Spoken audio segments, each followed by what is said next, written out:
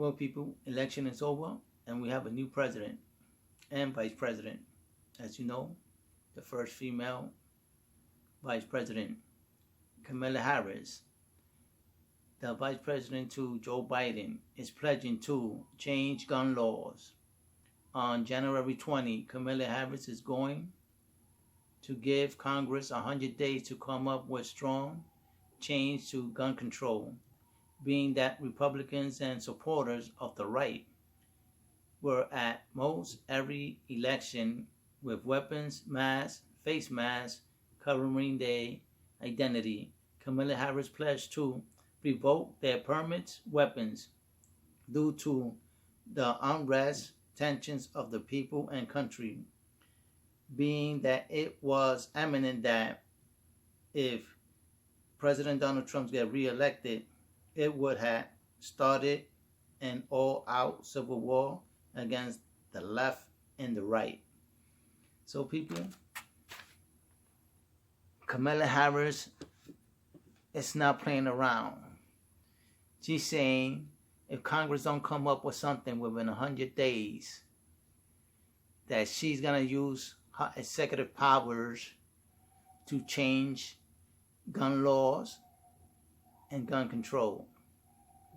So everybody that was out there protesting with your weapon, whether you know how to handle a weapon or not, and you get identified, they're going to revoke your license. Being that the people was unrest and there was speculation that if Donald Trump would get reelected again, it was imminent that an all-out civil war would have started between the left and the right. I guess the right is the Republicans and the supporters are the Republicans, and the left are the Democrats, the looters, the rioters, the protesters, the ones that are never happy. So those are the right. So that's what's going to happen. Strict gun laws to gun owners, and most of them will not have their weapons because they're going to get revoked by the vice president coming this January 20th when they take office. So I'm going to put on some clips so you can see yourself what she's saying about the changes she's going to make with her executive powers. Without further ado, right after this, I'll put out that clip. Run on guns in Michigan. Really nice.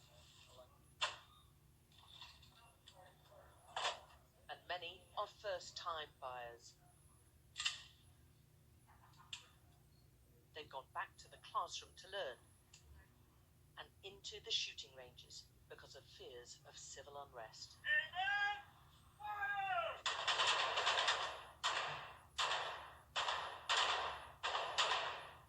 They come in and they don't even know the process. They don't even know what they have to do. All they know is they want to buy a gun. And I'm fielding over 100 phone calls a day for that too. I know. Some believe the bigger, the better. Others want guns they can hide in their handbags. They're from all political sides and all driven by fear. People are doing things that we've never even thought about doing before. Taking it to limits that we never thought about going before. It's almost like a deterrent more than anything else. My goal is to never ever have to use it. Anything can happen, so you just want to be as best prepared. We're going grocery shopping after this. Stock up the cupboards. Stock up the cupboards. Stockpiling food. Well, not stockpiling, but just being comfortable just in case. They've been dropping off their early votes amidst a legal battle about allowing guns at the polls on election day. My concern is for our seniors who are going to come out to vote on the 3rd and have to worry about seeing a bunch of people outside with guns. Get out and vote! And this in a swing state where the FBI discovered a plot to kidnap the governor over her lockdown measures and where multiple militia are active. Oh, it's horrible. That's got to stop. These militiamen, they're radicals, They consider them domestic I hope we can catch him and put him in jail. Whatever the election day outcome, America has a terror problem. That toxic view of politics has been imported to our state. And it's homegrown. There's a ladder of escalation that, frankly, as a former CIA officer, I used to watch in terrorist groups abroad.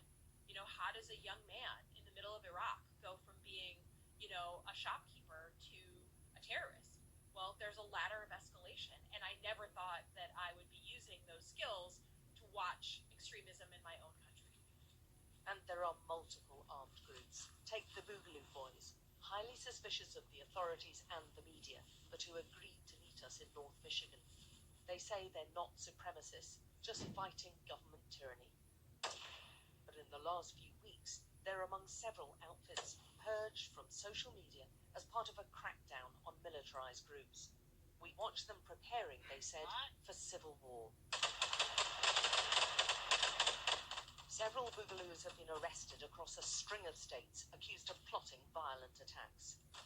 But these men insist they're defenders of rights, including the right to bear arms. As soon as we started coming to the public light, we were labeled immediately as terrorists, right-wingers, as even racist. Part of that also has to deal with the fact that if you don't agree to their ideology, they're gonna label whatever they want to label you.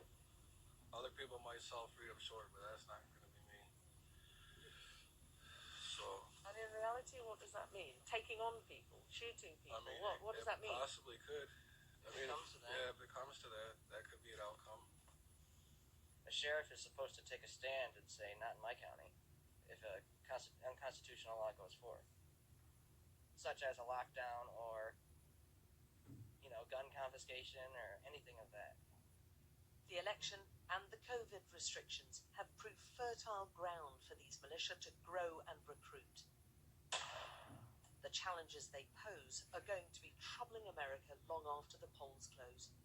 Alex Crawford, Sky News in Michigan. So as you know, between the left and the right, so people, something's got to get done in office. So if you don't want this country to turn into the Hatfields and McCoys, someone up there's got to do something. So be safe and obey the laws. And if you want to know the history of the McCoys and the Hatfields, look it up. It's out there. People learn your lessons from history. Don't repeat it, especially in the future.